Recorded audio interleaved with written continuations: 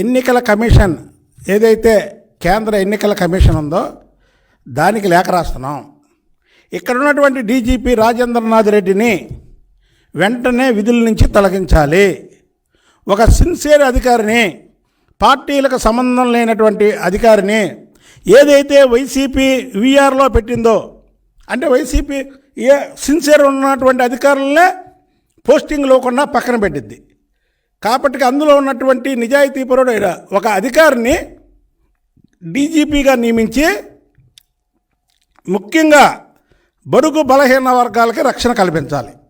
ఎందుకంటే ఎన్నికలు కూడా వచ్చింది కాబట్టి జగన్మోహన్ రెడ్డి ఇష్టానుసారం చేయడానికి వీల్లేదు కాబట్టి కేంద్రం కలగ చేసుకొని దీన్ని వెంటనే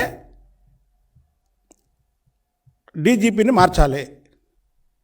లేదా డీజీపీకి 24 గంటలు టైం ఇస్తున్నాం. నువ్వు సిన్సియర్గా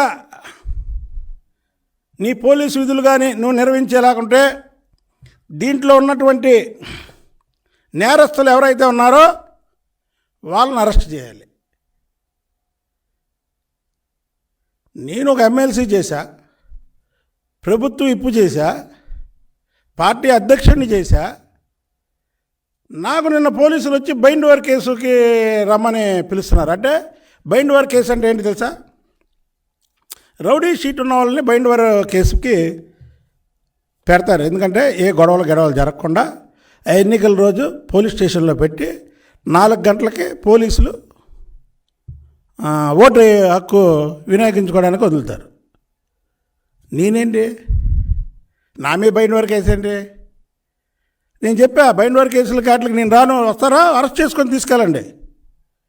ప్రతి ఒక్కరు ధైర్యంగా ఉండండి. చంద్రబాబు గారు చెప్పినట్టు ధైర్యంగా పోరాడండి. ఇప్పుడు ఇది ఆషామాషిగా వదలం. ఇదేదో తెలుగుదేశం పార్టీగా మేము పెట్టట్లో ఒక బడుగు బలహీన వర్గాలకు చెందినటువంటి వ్యక్తిగా నేను పెడుతున్నా. ఎందుకు బడుగు బలహీన వర్గాల్లో 3 చనిపోతే, చిన్న పసిపాపతో సహా భార్యాభర్తలు చనిపోతే పోలీసులు ఎందుకు యాక్షన్ తీసుకోవట్లేదని మేము డిమాండ్ చేస్తున్నాం. 24 గంటలలో కానీ చేయకపోతే రేపు నేను సాక్షాత్తు ప్రధానమంత్రి గారికే లేఖ రాస్తా. ప్రధానమంత్రి గారికి, కేంద్ర హోంమంత్రి గారికి లేఖ రాస్తా ఈ విషయం మీద.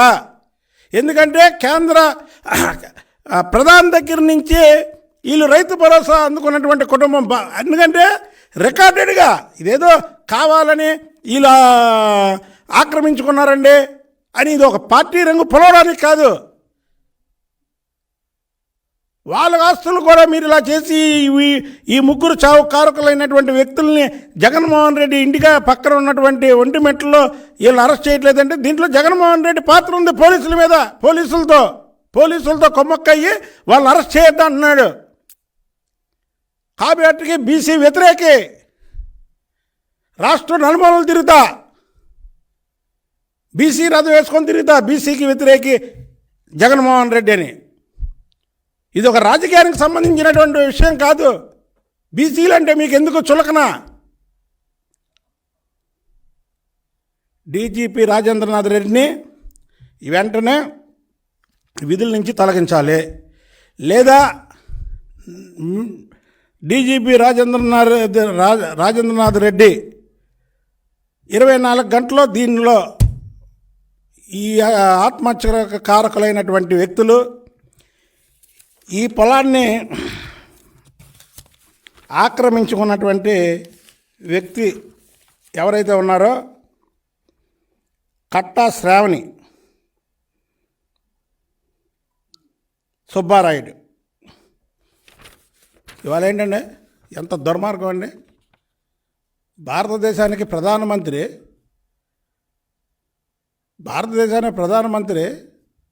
రైతు భరోసా బుద్ధాయంకన నీ పేరు మీద ఉందాయా, ఇగో నువ్వు తీసుకో అని రైతు భరోసా ఇస్తే అది కూడా తీసి మీరు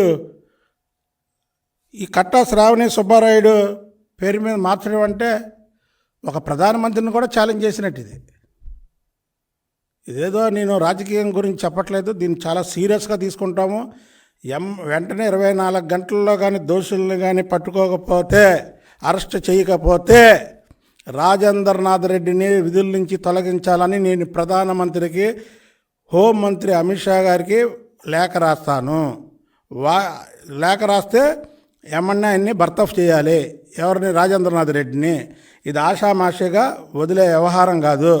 బీసీల మీద ఉక్కుపాదం మోపినటువంటి జగన్మోహన్ రెడ్డి బండారం రాష్ట్రం మొత్తం కూడా బీసీ రథం మీద నేను తిరిగి ఈ కుటుంబానికి న్యాయం జరిగే వరకు కూడా అవసరమైతే ఒంటిమెట్టి వెళ్తా, ఒంటిమెట్టి వెళ్ళి వాళ్ళ కుటుంబాన్ని పరామర్శిస్తా.